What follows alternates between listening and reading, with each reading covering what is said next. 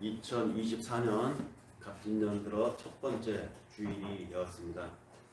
신년 주일 예배라고 오늘 칭했는데요.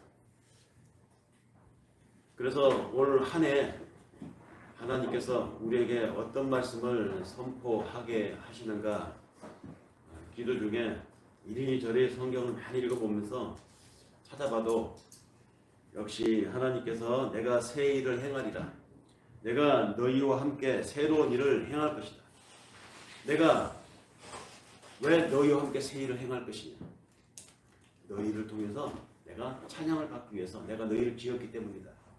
이 말씀밖에 없더라고요. 하나님이 왜 나를 믿게 했고, 왜 나를 교회 다니게 했고, 왜 나에게, 우리에게 이제 신앙생활 하게 했느냐. 아니, 창세 전부터 하나님 왜 나를 선택하시고 당신의 백성으로 분류를 해 놓으셨느냐. 모든 이유가 거기에 있습니다. 내가 너희를 통해서 나를 찬양하게 하려 함이라. 사실은 성경의 모든 기록이 요한계시록까지 읽어보면 마지막까지 하나님이 시종일관 하는 얘기는 내가 너희를 구분하였고 내가 너희를 사랑하였다. 그 이유는 내가 너희들의 삶을 통해서 나를 찬양하게 하려 합니다. 여기에 포커스가 맞춰져 있습니다. 저는 신년 첫 번째 주일날 하나님께서 우리에게 주시는 축복의 말씀이 바로 여기 이 핵심 키워드만 우리가 기억하고 산다면 하나님의 축복이, 하나님의 은혜가 우리에게 충만한 한 해가 될 것이라고 믿으며 이 본문의 말씀을 선택을 했습니다. 이사야서 43장 18절에는 21절의 말씀이 우리 크리스천들의 모토죠. 살아가는 이유이고 또 우리가 신앙생활하는 가장 그 끝자락의 선에 다 있는 이유가 바로 여기 있습니다. 그런데 현실에서 우리가 신앙생활을 하려고 하면, 또 기도생활을 하려고 하면, 성경 공부를 참여하려고 하면 이런저런 현실적인 문제들이 많습니다. 제약들이 있죠. 뿐만이 아니라 내가 기독교인으로서 하나님의 자녀답게 하나님을 영화롭게 하는 삶에 동참하려고 하면 나만 하는 것이 아니라 상대가 있기 때문에 이게 여의치 않을 때가 많습니다. 공동체 속에서도 그렇고 더 큰 공동체인 대한민국이라고 하는 이 사회 속에서도 그렇고 우리가 한 세상 살다가는 이 세대라고 하는 인생 속에서도 그렇습니다. 여러 가지 부딪히는 일들이 많습니다. 그래서 기독교인으로 하나님을 믿는 사람으로 살아간다고 하는 것이 이렇게 순탄치 않아요. 정말 힘들 때가 있습니다. 왜 다른 사람들은 쉽게 돈도 저렇게 잘 버는데 나는 돈을 벌려고 하는데 이렇게 저렇게 생각하는 게 많아야 될까? 이런 제약에서부터 시작을 해서 왜 다른 사람들은 저렇게 쑥쑥 잘도 나가는데 나는 매 고비마다 하나님의 눈치를 봐야 되고 이런저런 제약을 받아야 되는가? 그래서 우리는 기독교인으로서 현실을 헤쳐나가는데 이런저런 제거해야 할 것이 많기 때문에 순탄치가 않다는 것입니다. 그런데요, 우리가 그렇게 살아가는데 남들처럼 쉽게 성공하지 못하고 남들처럼 쉽게 돈을 벌지 못하고 또 남들처럼 쉽게 이기지 못하는 이유가 그 길이 예수가 가신 길이었기 때문에 그렇습니다. 우리는 그 예수가 가신 길을, 그리스도의 길을 살아야 되기 때문에 그래서 우리에게는 쉽게 남들처럼 부자가 되기가 쉽지 않고 남들처럼 쉽게 이기기도 쉽지가 않습니다. 그러나 그 길이 십자가의 길을 걷는 것이기 때문에 어렵다는 것을 우리는 압니다.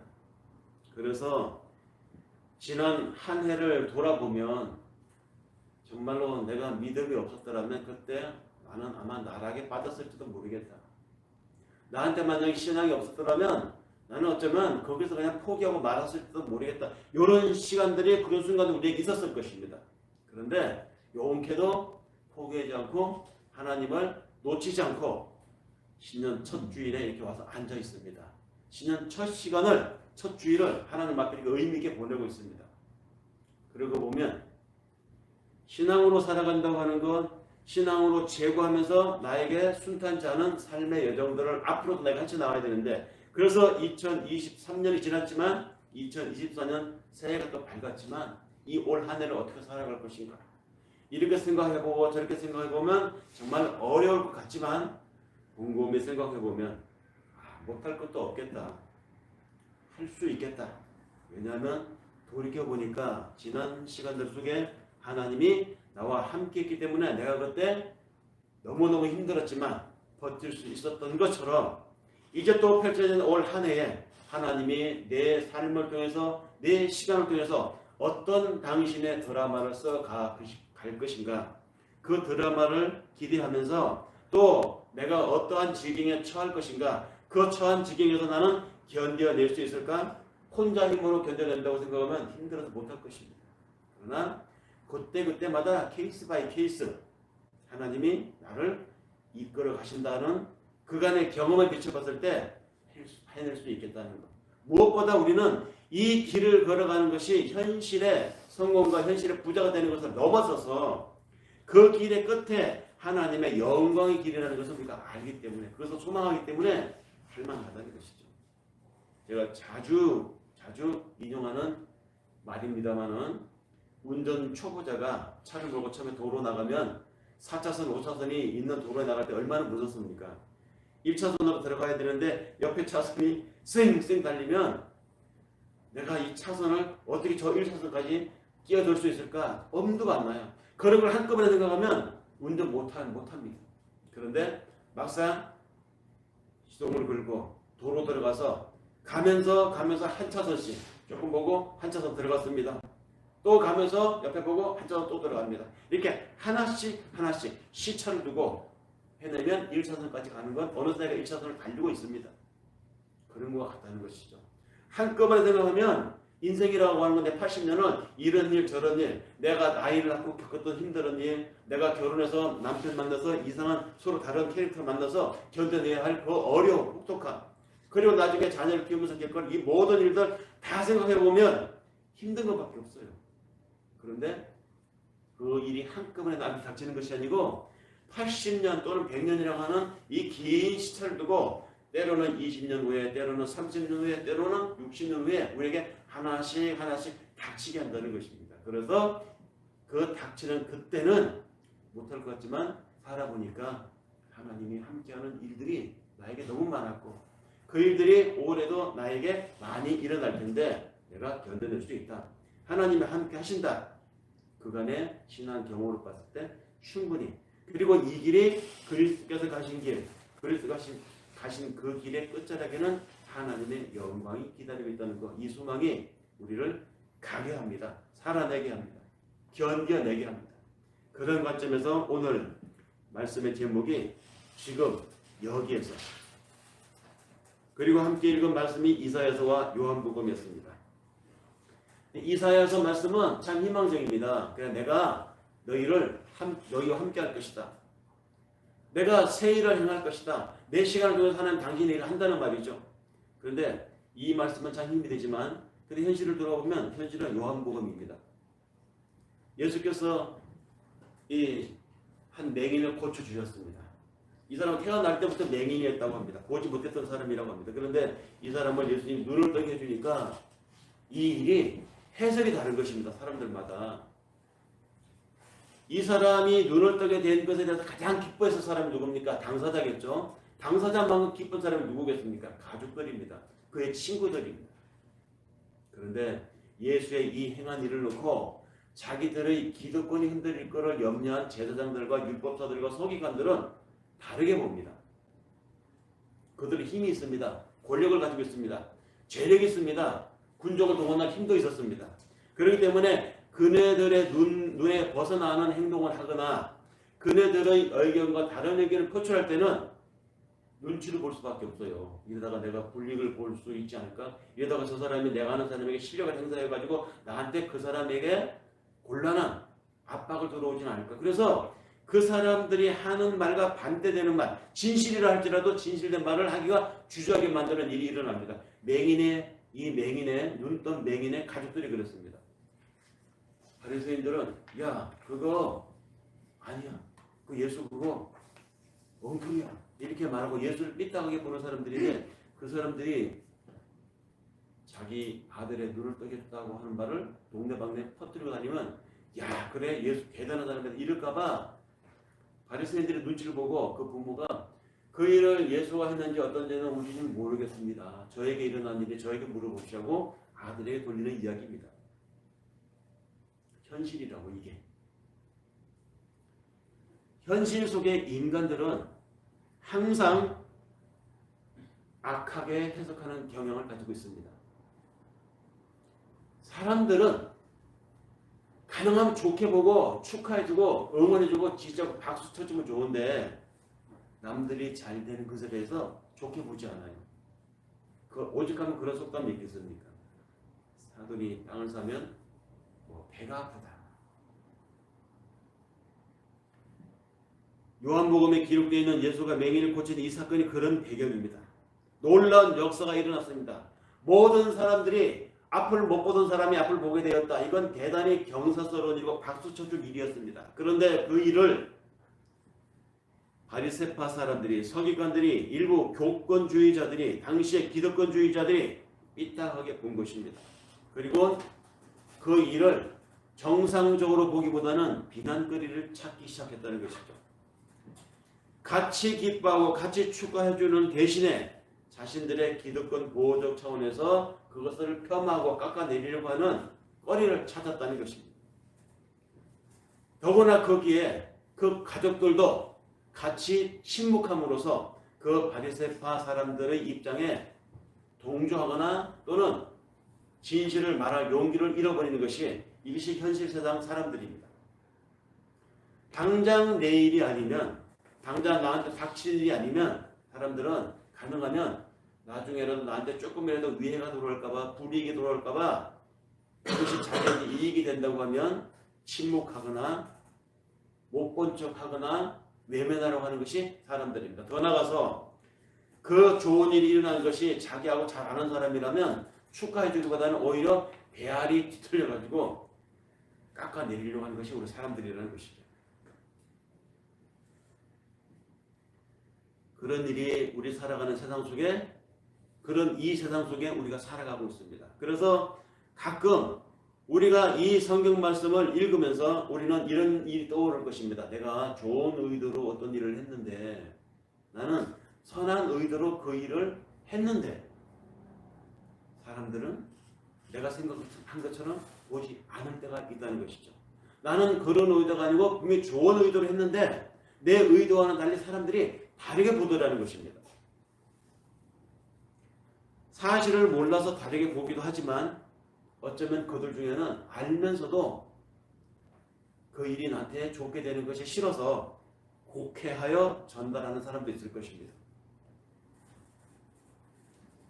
인간은 똑같은 사실을 놓고도 그 사안을 어떤 입장에서 보느냐, 어떤 시각을 가지고 보느냐, 보는 입장에 따라서 어떤 마음으로 보느냐, 보는 마음에 따라서 해석이 달라집니다. 예수가 맹인의 눈을 뜨게 하고 그 맹인이 보게 한 그 사건, 예수가 하신 일이 이것뿐만 아니죠. 태어날 때부터 말하지 못했던 덩어리도 말을 하겠습니다. 태어날 때부터 일어서지 못했던 앉은 맹인도 일어서게 한 일도 있었습니다. 근데 그러한 모든 일들에는 항상 사태를 악하게 해석하는 인간들 때문에 좋은 얘기만 나오지 않았어요. 특히 그것을 곡해하고 폄하하고 뒷담화를 하는 사람들 때문에 심지어는 이런 말까지 했습니다. 예수가 저러고 다니는 거 저거 전부 다 귀신의 왕 바알세불의 능력을 빌려서 하는 거다. 이렇게 말하는 사람들이 있었어요. 그 예수의 활동에 대해서 자신들의 입지가 좁아질 것을 예상한 사람들이 그런 말을 했습니다. 그러니까 그들의 마음속에는 예수 저거 촌뜨기, 저 나사렛 무지랭이 그런 곳에서 나온 저 젊은 청년이 무슨 큰일을 한다고 잠시 사람들 소요를 일으키다가 말 그런 종류로 이미 마음속에 보기로 작정을 했기 때문에 아무리 예수가 날고 기는 어떤 현상을 보여줘도 그들 눈에는 그 귀신의 역사로 보이게 되어 있습니다. 그리고 그렇게 곡해하는 사람들의 권력이 있고 그렇게 말하는 사람들의 경제적인 영향력이 만약에 있으면 대중 사람들은 그 사람들의 말을 따른다는 것이죠. 진실이 중요한 것이 아니라 흐름을 따라간다는 것입니다. 그래서 세상 사람들은 항상 늘 악하게 흐르는 경향을 가지고 있다. 메시아가 와서 이러한 일들이 일어날 것이고 그가 나타나고 행하는 일들 속에서 이러한 하나님의 일들이 일어날 것이다. 이것은 새삼스러운 이야기가 아닙니다. 구약 속의 예언자들이 말해왔고 구약 속의 오경, 율법을 통해서 이미 예고되어져 왔던 것입니다. 그 예고되어진 말 그대로 예언자들이 예언했던 말 그대로 예수의 행동을 통해서 일어나고 있는데도 불구하고 그것이 성취되고 예언이 이루어지고 있는 것인데도 불구하고 그 성경을 누구보다 잘 아는 사람들이 그 성경을 누구보다도 더 많이 읽었다고 하는 사람들이 서기관과 율법사와 바리새인들 제사장들이었습니다. 그걸 업으로 삼는 사람들이잖아요. 그런데 바로 그들이 그 정확하게 예언을 이루고 있는 예수의 일을 이태하게 보고 있다는 것입니다. 귀신의 일이라고 보았다는 것이죠. 그리고 그렇게 말하는 그들의 영향력과 그들의 권력이 막강했기 때문에 다수의 대중들은 그들의 말에 추동을 했습니다. 그래서 결국 예수를 십자가에 못 박으셔서 예수를 십자가에 못 박아 죽이소서 하고 외쳤던 그 대중들. 인간은 이런 존재입니다. 항상 악하게 해석하는 경향을 가지고 있는 사람들입니다. 그러니 올 한 해에 우리가 그 예수의 정신으로 그리스도의 삶을 살려고 하는데 그래서 옳은 일, 선한 일을 우리가 하는데 그 일을 하느라 보면 예외 없이 그 현장에 비난을 받게 되어 있습니다. 예외 없이 그 현장에 나를 욕하는 사람들이 있습니다. 그런데 그런 일 당하더라도 속상해하거나 슬퍼하지 마세요. 당연한 겁니다. 왜냐하면 그 일을 하는 내가 잘못된 것이 아니에요. 그렇게 말하는 그 세상 속의 사람이 악하기 때문입니다. 그런 사람들이 살고 있는 이 세상 환경이 악하기 때문입니다. 그런 세상에 길들인 그 사람들이 사악하기 때문에 내가 좋은 일을 하는 때도 내가 하나님의 일을 하는 때도 내가 하나님 보시기에 옳다 여겨진 일을 하는데도 불구하고 나를 삐딱하게 보고 곡해하는 겁니다. 내가 나쁜 게 아니에요. 내가 잘못한 게 아니에요. 그 사람이 나쁜 것이고 그 사람이 살고 있는 그 세상 환경이 나쁘기 때문입니다. 아울러 우리 자신이 또한 그렇게 사악한 사람들 무리 중에 하나라고 하는 것도 우리가 잊어버리면 안 돼요. 사실 우리도 스스로 생각해 봅시다. 어떤 집에 좋은 일이 일어났는데 내가 잘 아는 집이에요. 근데 그 집에는 참 좋은 일이 있고 아이들도 잘 나가. 근데 생각해보면 나는 내 마음이 왜 이렇게 편치가 않지? 내 아이는 그 아이에 비해서 많이 이루지 못했어. 우리 집은 그 집에 비해서 같이 출발했는데 아직도 여기야. 내가 마음이 편치가 않아. 어디 얼마나 잘 나가나 두고 보자. 이런 마음에 슬며시 시기심이 일어납니다. 세상이 악하기 때문이고 사람들이 그런 악함에 쇠뇌되었기 때문에 그렇게 살아가는데 세상에 어느새 나도 그런 사람들 속에 살다 보니까 내 속에도 그런 오염된 죄의 흔적들이 있다는 것이죠. 그러나 죄는 미워하되 사람은 미워하지 말라는 말이 있잖아요.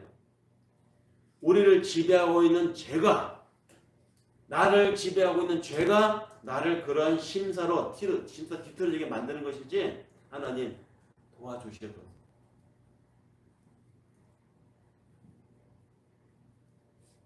그래서 우리는 더욱 의도적으로 다른 사람들의 일을 박수 쳐주고 응원해줘야 됩니다. 우리는 굳이 일부러 더 믿어주고 더 동기를 북돋아주는 이런 말을 하고 그런 생각을 하는 연습을 해야 됩니다. 그런 이 악한 인간들이 살아가는 이 사악한 세태에 우리가 하나님의 자녀로 가능하면 오염되지 않고 가능하면 덜 더러워지고 가능하면 하나님의 자녀답게 살기 위한 방책입니다. 굳이 일부러 좋게 해석해주고 좋게 봐주자는 것이죠. 그것은 누구에게? 나 자신에게도 또 다른 사람에게도. 그리고 올 한 해에 우리는 이 험한 세상을 또 살아가면서 우리가 잊지 말아야 할 것이 하나 있습니다. 인간은 늘 악하게 해석하기 때문에 그러한 인간이라고 단정하고 가정하고 당연하게 여기고 살아야 되지만 또 하나는 우리가 다른 사람을 하나님의 생명을 아는 사람을 만들기 위해서 애를 쓰는데 오래 그래야 되는데 어떻게 해야 될까요? 사람들이 말을 잘 안 들어요. 기독교인들 말을 안 듣습니다. 안 믿습니다. 그래서 성경을 내가 많이 읽고 성경 조직신학을 정리해가지고 내가 논리적으로 저 사람의 신념을 꺾어가지고 내가 예수쟁이를 만들리라. 내가 꼭 교회를 나오게 하리라. 이런 마음으로 만약에 누구에게 접근한다고 하면 백발백중 실패합니다. 왜냐하면 사람을 변화시키는 것, 사람의 마음을 움직이는 것은 논리가 아니기 때문입니다. 논쟁으로는 그 사람을 꺾었는지 모르지만 그 사람 속에 정서적 동의를 얻어내기 힘들어요. 두고 보자. 내가 반드시 내가 복수하리라. 논쟁에서 이기면 그거밖에 안 남습니다. 우리는 논리에 의해서 어떤 사람을 예수 믿게 하려고 하는 이 오류를 이제는 하지 말아야 됩니다. 논리는 이미 믿으려고 하거나 또는 믿으려고 하는 마음이 조금이라도 있는 사람에게 우리가 믿는 이 믿음에 논리적인 근거가 있는 것이고 이 믿음이 얼마나 확실한 것인지를 알려주기 위해서 논리를 사용해야 되는 것이 성경 말씀 같아 해야 되는 것이지, 믿지 않기로 작정한 사람에게 믿음과는 담을 쌓으려고 마음먹은 사람에게는 논리는 아무 의미가 없다는 것이죠. 무용지물입니다. 한 예를 들어서 진화론 같은 거 한번 얘기해 볼까요? 진화론. 이 진화론을 신봉하는 사람들은 성경하고 담을 쌓는 사람들이에요. 왜냐하면 성경은 시작이 하나님의 천지를 창조하셨다. 일주일 만에. 인간도 처음부터 인간이 이 모양으로 만드셨다. 이렇게 얘기하는데 진화론은 어떻습니까? 아니잖아요. 정반대 얘기죠. 적자 생존의 원칙에 의해서 생물체가 하등 동물에서 고등 동물로 점점점 진화했다. 이것이 인간을 바라보는 진화론을 믿는 사람들의 사고입니다.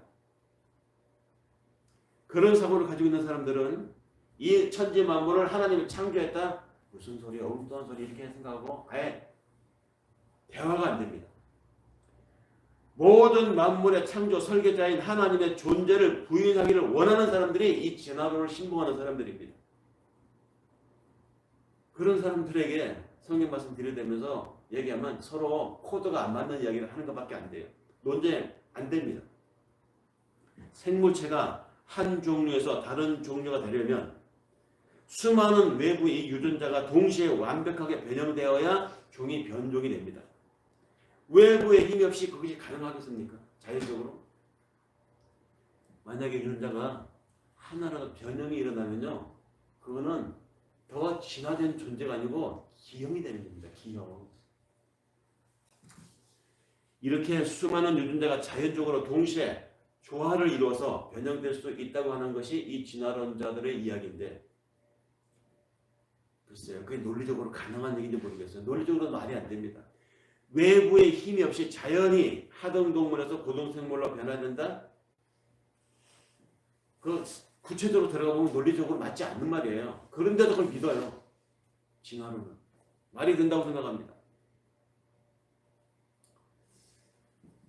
우리가 왜 그 가수원에서 과일을 경작하시는 가수원직이, 그분들이 과일을 많이 맺는 그 사과나무를 개발하기 위해서 굉장히 많은 실험을 하지 않습니까? 그래서 자연적으로 놔두면 사과는 어떻게 됩니까? 태화됩니다. 제가 작년에 노양차 7곡의 그 별장에 가서 몇 달을 지낸 적이 있는데, 거기에 그 마당에 잔디밭 저쪽 구석에 사과나무가 있어요. 이쪽에 모아가나무 있고. 근데 그 사과나무를 따서 먹을 수가 없어요. 가꾸질 않으니까. 그냥 사과가 예를 들면 우리가 보통 시중에 사서 먹는 사과는 크고 이쁘고 잘생겼잖아요. 거기는 손질 안 하니까 사과가 요란해요. 그것도 그나마 열리자마자 바로 막 벌레가 먹고 파묻힙니다. 잎사귀 쪽에 양분이 너무 많이 가가지고 사과가 자라지 않아서 저 사서 따서 먹어봐야 떨걸 것 같아요. 그런데 가을에 되니까 썩어서 뚝 떨어지더라고요. 무화과도 마찬가지입니다. 따기도 전에 썩습니다. 어떤 사람이 최상품 사과를 만들어내려면 교배를 시키고 거름을 주고 특수 재배 공부를 하는 등등 노력을 기울여야 됩니다. 외부 힘이 들어가야 돼요. 그래야 우수한 종이 나옵니다. 자연적으로 놔두면 진화되고 더 멋있는 종으로 만들어지는 게 아니에요. 태화가 돼요. 우리가 실제 봤던 경험에서는. 모든 만물이 그렇습니다. 창조자 하나님이 처음부터 우리를 이렇게 만들었어요. 처음부터. 그런데 그런 창조자 존재를 믿기를 거부하는 사악한 악마에게 세뇌된 사람들이 만들어낸 억지 주장이 사실은 진화론입니다. 근데 그 진화론으로 무장된 이론가들에게는 또 그 진화론을 맞다고 믿고 따라가는 사람들에게는 창조의 얘기가 안 먹힌다는 것이죠. 그러니까 논리로 내가 저 사람을 하나님의 생명을 알게 하리라 안 돼요. 그러면 그런 사람들을 포기해야 될까요? 아닙니다. 방법이 있습니다. 올해 그 방법을 한번 써보시기 바랍니다. 그런 사람들에게 논리로 되는 것이 아니라 그런 사람들에게 설득력 있는 방법 딱 두 가지가 있습니다. 그 중에 하나가 사랑으로 보여주는 것입니다. 하나님의 사랑으로 사는 것, 사랑으로 보여주는 것이죠. 믿지 않는 사람들을 설득시키는 방법 하나, 그건 논리나 논쟁이 아니라 그들을 마음을 흔드는 방법, 그들의 마음에 공감이 되게 하는 방법, 그 하나, 그 두 가지 중에 하나가 사랑하는 삶인데요. 인터넷에 어느 교회에 그렇게 신실하게 신앙하는 장로님이 있어요. 이 장로님이 하면 그 교회를 안 나가고 안 나가는 그 교회 떠나면 막 그 교회 무너질 정도로 그 교회 기둥이 되는 장로님이 있습니다.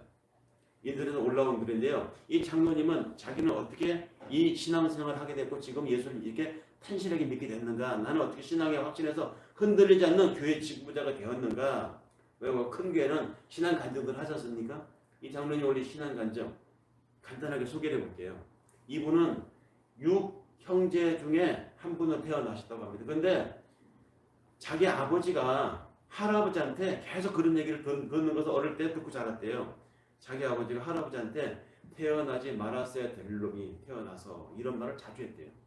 무슨 사정이 있었는지 모르겠지만 자기 아버지가 할아버지한테 그런 얘기 많이 들었을 때 우리 아버지가 할아버지한테 저렇게 빈축을 받으면서 사는 것을 보면서 자기도 가치 있는 인간이 못 된다는 생각을 했대요. 그런데 공교롭게도 이분도 그 아버지로부터 6남매 중에 하나로 태어났는데 아버지한테 그 아버지가 할아버지한테 들어서 그런지 모르지만 습관적으로 자기한테 그런 말을 자주 했대요. 에이, 태어나지 않았으면 더 좋았을 놈이.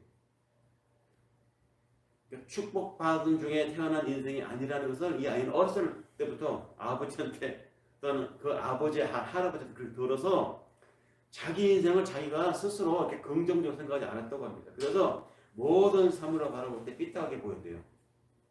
나는 세상에 태어나지 않았으면 더 좋았을 그런 존재였구나. 그런 생각으로 살다 보니까 발육 상태도 안 좋아서 체구도 왜소했다고 합니다.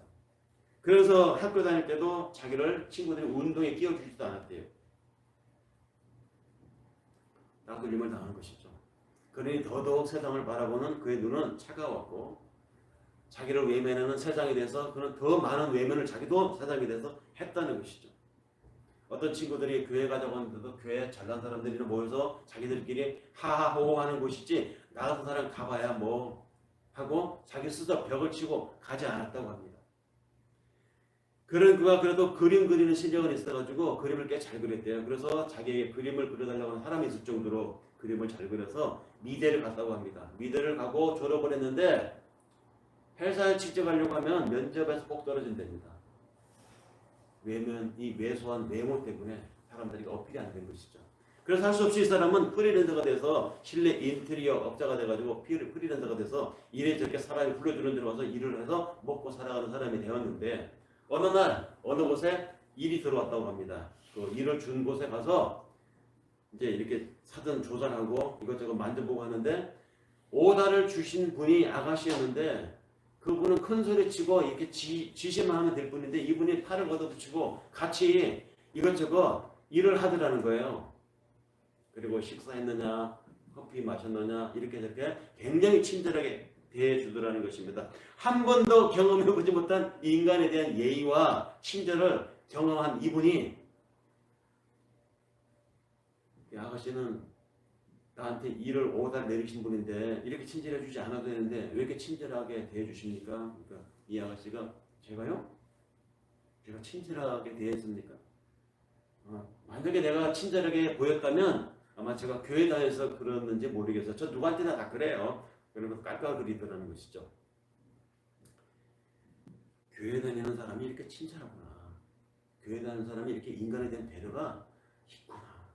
그래서 이분이 교회에 발을 딛게 됐다는 것입니다. 그래서 신앙을 갖게 되고 믿음을 갖게 되고 천국에 대한 확신을 갖게 되었다는 것이죠. 어떤 한 사람의 이 예수의 사랑을 몸에 밴 삶을 실천하는 그 과정에서 보여주려고 보여준 것이 아니라 그렇게 살았던 그 한 사람을 위해서 신앙에 입문하게 된 이 사람이 나중에 교회의 기둥이 되었다는 것입니다.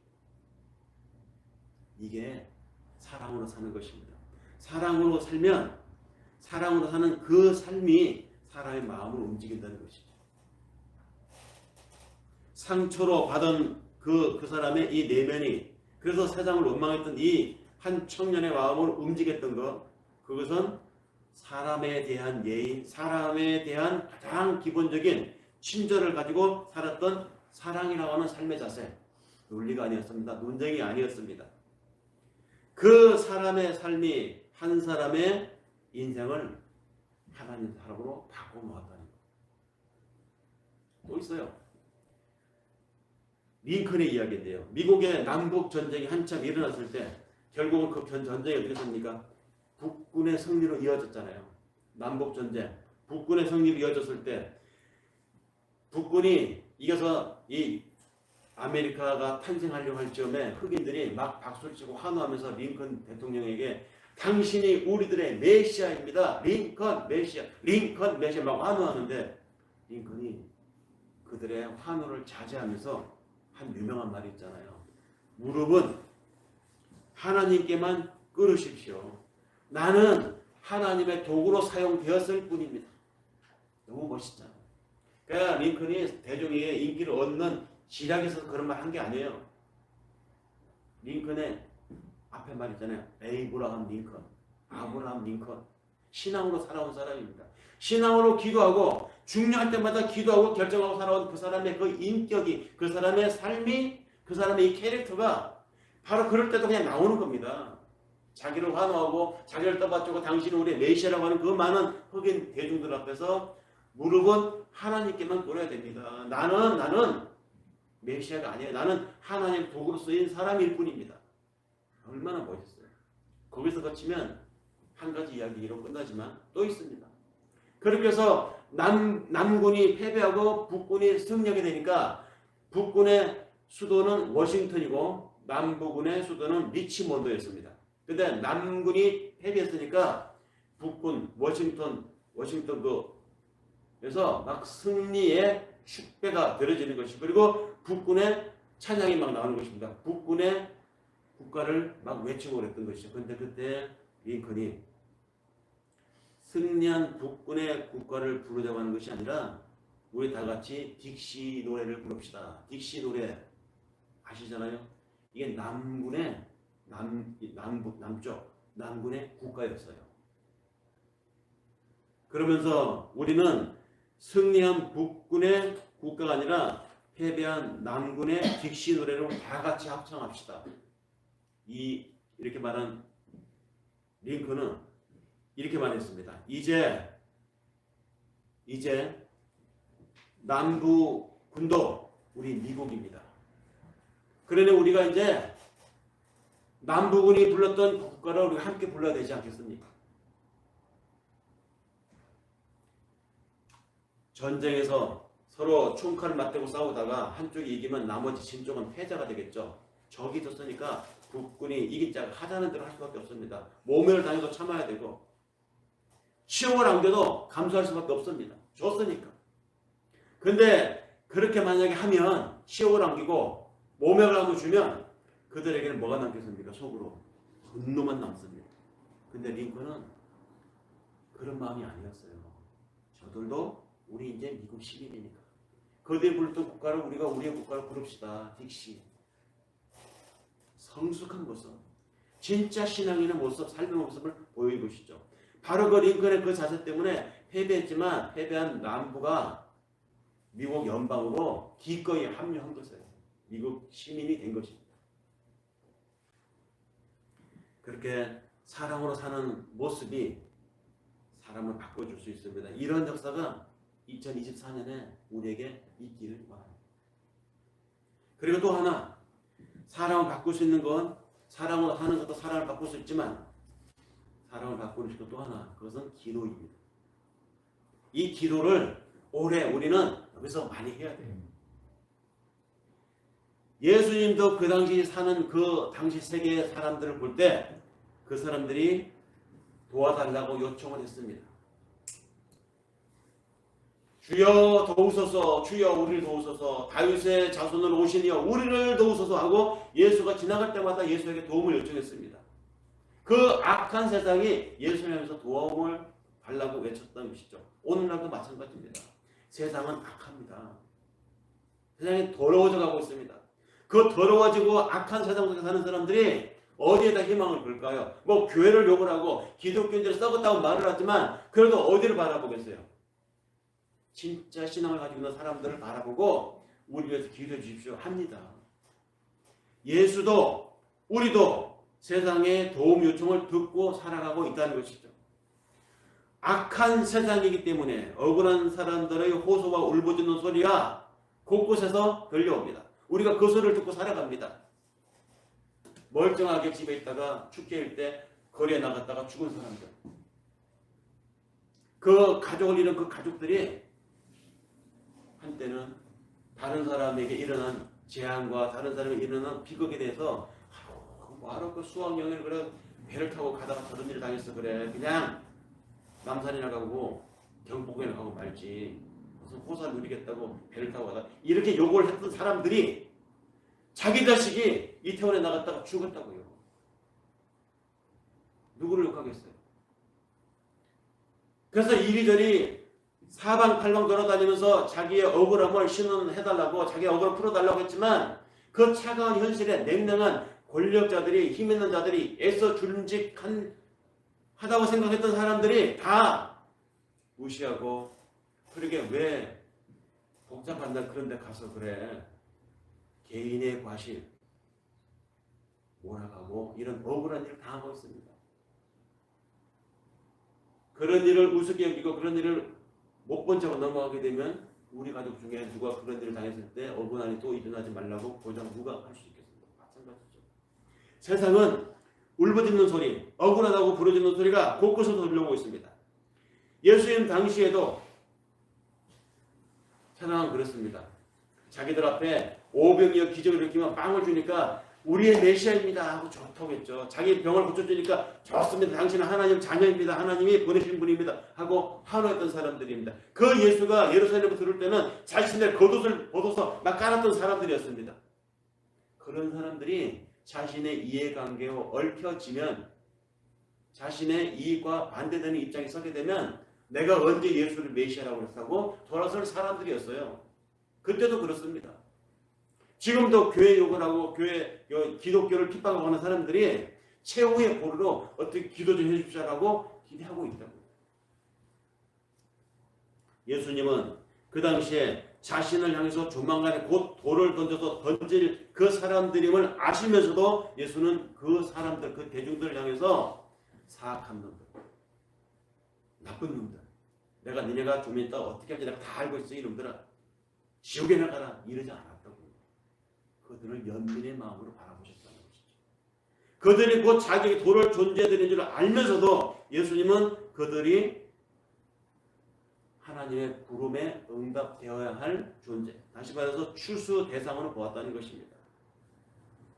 세상이 악하면 악할수록, 세상이 더럽혀지면 더럽혀질수록 오늘 우리 앞에 기도해 줘야 될 대상과 기도해 줄 내용들이 더 많아집니다. 추수할 가능성이 더 많아지기 때문입니다. 우리가 오늘날 내가 살아가는 현실 세상을 어떻게 보느냐, 보는 관점에 따라서 그들은 지옥에나 가야 될 놈들이기 때문에 지옥에나 가라 이놈들아. 약간 뭐 더 하고 무슨 이런 마음으로 보느냐, 아니면 예수님의 시각으로 안 됐다 안 됐어. 그렇게 해서 이겨서 그 가정이 좋더냐, 그래 좋겠지. 좋아봐야 2, 3년, 1, 2년, 며칠. 근데 그 다음에 오는 그 허무함을 어떻게 감당하려고 안 됐다. 이런 마음으로 기도해줘야 되는 사람으로 보느냐, 어떻게 보느냐에 달려있다는 것이죠. 세상이 나에게 강팍하게 하고 세상이 우리들에게 돌을 던진다고 나도 더 강팍하게 더 딱딱한 마음으로 그래 나도 너희하고 척지고 살 거야 하고 한다고 해서 이것은 하나님이 원하는 방식이 아니라는 것입니다. 오히려 반대로 보아야 한다는 것이죠. 오죽하면 저럴까? 얼마나 힘들면 저럴까? 이 악해져가고 강포해져가는 세상을 바라보면서 우리가 어떤 관점으로 바라보느냐, 이것은 바라보는 관점의 차이라는 것입니다. 유명한 이야기 있잖아요. 예화.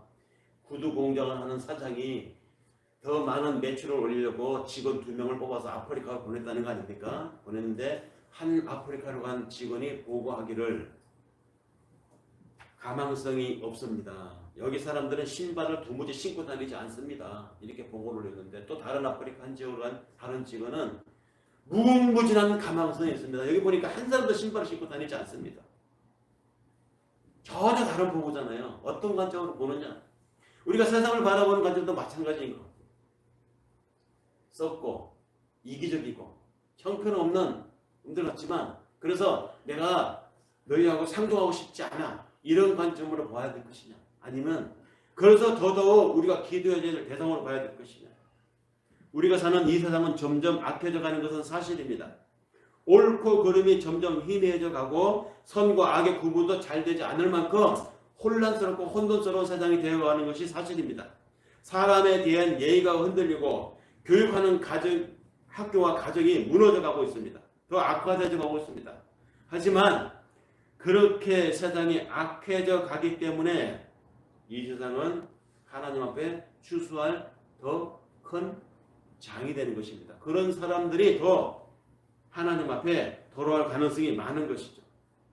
예수님도 그 당시에 당신을 따르던 수많은 사람들, 심지어는 당신을 따르던 12 제자들까지도 예수님 아셨어요. 속물 들인 거. 예수가 곧 십자가에 달려 죽을 걸 알면서도 예수 따르면서 내가 좌의정이니 내가 우의정이니 내가 오른편이 왼편이 자리 싸움했던 제자들 아니었습니까? 제자들이 그 정도인데, 제자들이 아닌 그 더 많은 예수를 따르던 그 당시 사람들의 속물이 어떻겠어요? 너무 세속적이고 너무 뻔한 마음가짐으로 예수를 따르는 걸 예수는 다 아셨습니다. 그럼에도 불구하고 예수는 당신을 따르는 그 군중들을 이기적인 집단으로 보지 않고 목자를 잃은 양떼로 보셨다는 것이죠.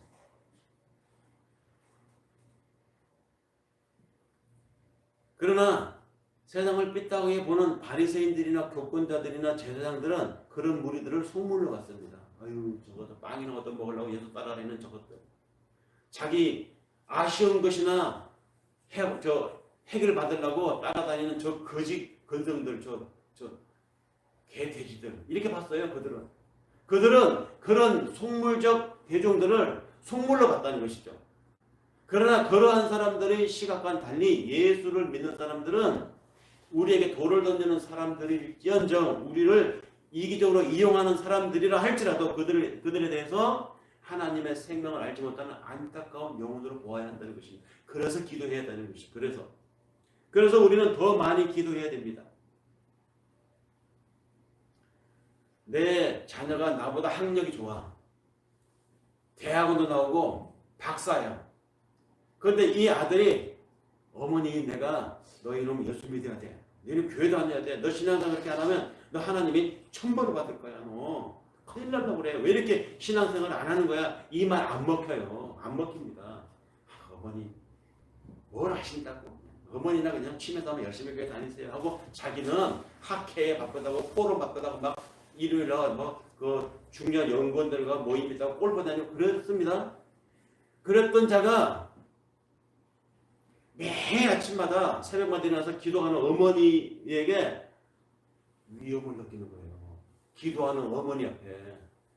그 어머니의 매일같이 빠지지 않는 그 새벽 기도 가시는 그 어머니의 발걸음 앞에 지가 큰일에 닥치면 엄마 나 기도해줘.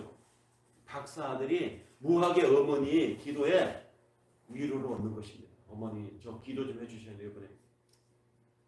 기도가 사람을 흔듭니다.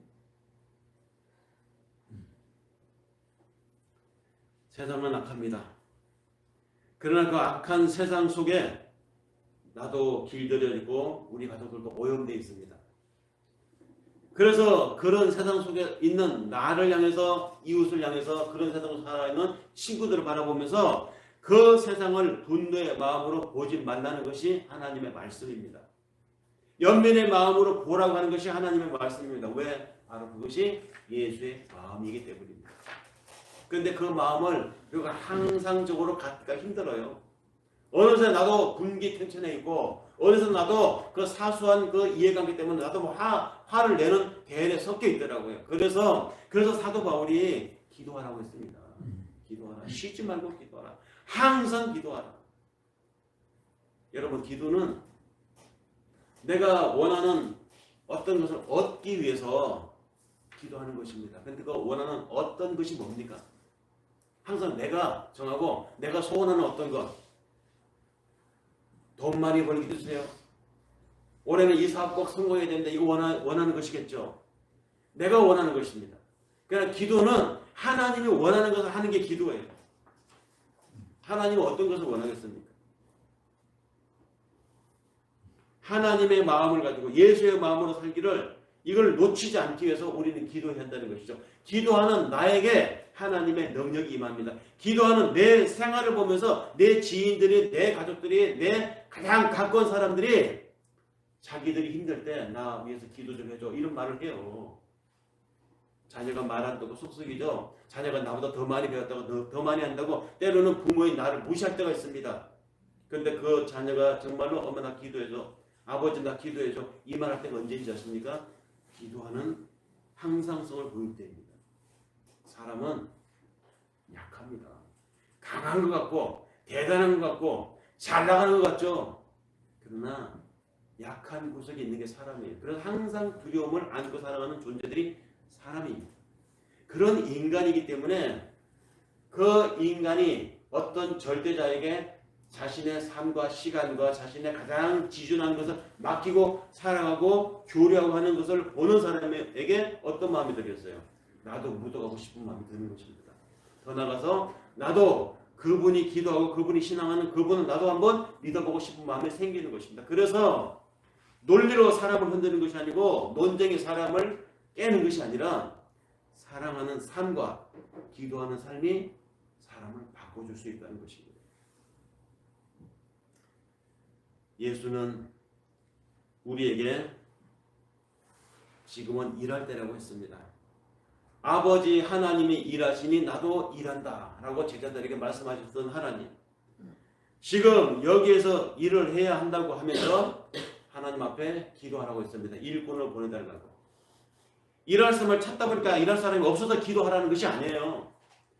이 기도라고 하는 이 자체가 그만큼 중요한 사안이라는 것입니다. 일을 시작하기 전에도 기도, 일을 하면서도 기도, 일을 마치고도 기도. 2024년 이제 새해가 우리 앞에 밝았습니다.